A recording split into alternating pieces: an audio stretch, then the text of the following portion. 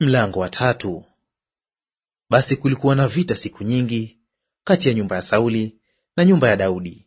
Daudi akaendelea akastawi, lakini nyumba ya Sauli ikaendelea kudhoofika.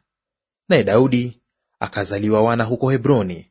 Mzaliwa wake wa kwanza alikuwa Amnoni mwana wa Ahinoamu wa Yezreeli, na wa pili wake Danieli wa Abigaili mkewe Nabali wa Karmeli, na watatu Absalomu mwana wa Maaka binti Talmai mfalme wa Geshuri, na wanne Adonia mwana wa Hagithi, na watano Shefatia mwana wa Abitali, na wa sita Ithreamu wa Egla mkewe Daudi. Hawa walizaliwa kwa Daudi huko Hebroni. Ikawa wakati vilipokuwako vita kati ya nyumba ya Sauli na nyumba ya Daudi, Abneri akajipatia nguvu nyumbani kwa Sauli. Basi Sauli alikuwa na suria, jina lake akiitwa Rispa binti Aya. Ishboshethi akamuuliza Abneri, kwa nini umeingia kwa suria ya babangu? Basi Abneri akakasirika kwa maneno ya Ishboshethi, akasema, Je, mimi ni kichwa cha mbwa aliye wa Yuda? Hata leo hivi nawafanyia fadhili nyumba ya Sauli babako na ndugu zake na rafiki zake, nisikutie wewe mkononi mwa Daudi, nawe hata hivyo wanitia hatiani leo kwa mwanamke huyu.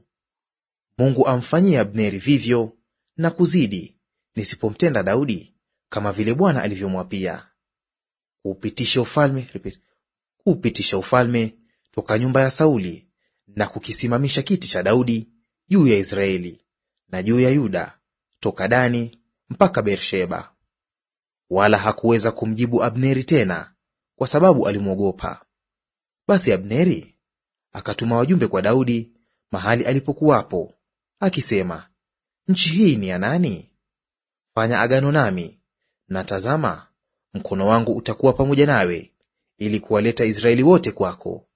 Daudi akasema, Vema, nitafanya agano nawe, lakini nina sharti moja nitakalo kwako, nalo ni hili: hutaniona uso wangu, isipokuwa uniletee Mikali binti Sauli, hapo ujapo kuniona uso wangu. Basi Daudi akatuma wajumbe kwa Ishboshethi mwana wa Sauli kusema, nipe mke wangu Mikali niliyemposa kwa govi 100 za Wafilisti. Basi Ishboshethi akatuma watu, akamnyang'anya Paltieli mwana wa Laishi mumewe mwanamke huyo.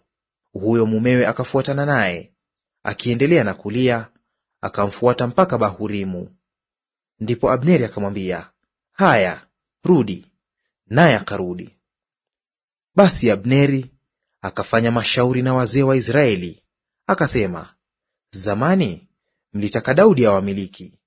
Basi sasa fanyeni hayo, kwa maana Bwana amemtaja Daudi, akisema, kwa mkono wa mtumishi wangu Daudi nitawaokoa watu wangu Israeli katika mikono ya Wafilisti na katika mikono ya adui zao wote.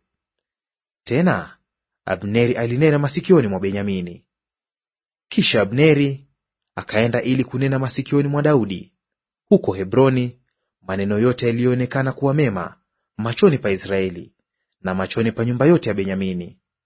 Basi Abneri akamwendea Daudi huko Hebroni na watu 20 pamoja naye. Daudi akamfanyia karamu Abneri na watu wote waliokuwa pamoja naye.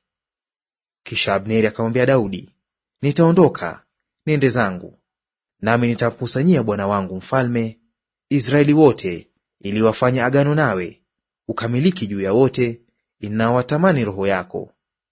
Basi Daudi akamruhusu Abneri, naye akaenda zake kwa amani. Na tazama, watumishi wa Daudi pamoja na Yoabu walitoka jeshini, wakaleta mateka mengi pamoja nao. Lakini Abneri hakuwako Hebroni kwa Daudi, maana alikuwa amemruhusu, naye amekwisha kwenda zake kwa amani. Hata Yoabu na jeshi lote waliokuwa pamoja naye walipofika, watu wakamwambia Yoabu wakisema, Abneri mwana wa Neri alikuja kwa mfalme, naye amemruhusu, naye amekwenda zake kwa amani. Basi Yoabu akamwendea mfalme akasema, umefanyaje? Tazama, Abneri amekuja kwako, mbona umemruhusu naye amekwisha kwenda zake? Wewe wamjua Abneri mwana wa Neri, ya kuwa alikuja ili kukudanganya, apate kujua kutoka kwako na kuingia kwako, akajue yote uyatendayo. Naye Yoabu alipotoka kwa Daudi, akapeleka wajumbe kumfuata Abneri, wakamrudisha kutoka kisima cha Sira, lakini Daudi alikuwa hana habari. Basi Abneri alipokuwa amerudi Hebroni, Yoabu akamchukua kando hata katikati ya lango, ili aseme naye kwa faragha. Akampiga mkuki wa tumbo huko hata akafa, kwa ajili ya damu ya Asaheli ndugu yake. Hata baadaye Daudi aliposikia, akasema, mimi na ufalme wangu hatuna hatia milele mbele za Bwana kwa sababu ya damu ya Abneri mwana wa Neri. Na imwangukie Yoabu kichwani pake na nyumba yote ya baba yake, tena hiyo nyumba ya Yoabu isikose kuwa na mtu mwenye kutoka damu, au aliye na ukoma, au mwenye kutegemea fimbo, au mwenye kuanguka kwa upanga, au mwenye kuhitaji chakula. Basi Yoabu na Abishai nduguye walimuua Abneri, kwa sababu yeye alimuua ndugu yao Asaheli katika vita huko Gibeoni.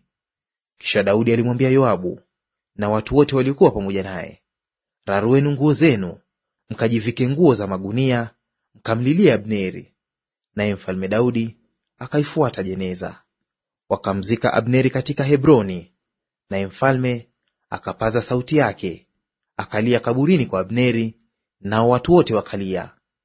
Ndipo mfalme akamwomboleza Abneri, akasema, ilimpasaje Abneri kufa afavyo mpumbavu? Mikono yako haikufungwa, wala miguu yako haikutiwa pingu. Angukavyo mtu mbele ya wana wa uovu, ndivyo ulivyoanguka. Na watu wote wakaongeza kumlilia. Wakaja na watu wote wamshurutishe Daudi kula chakula, ukalipo bado mchana.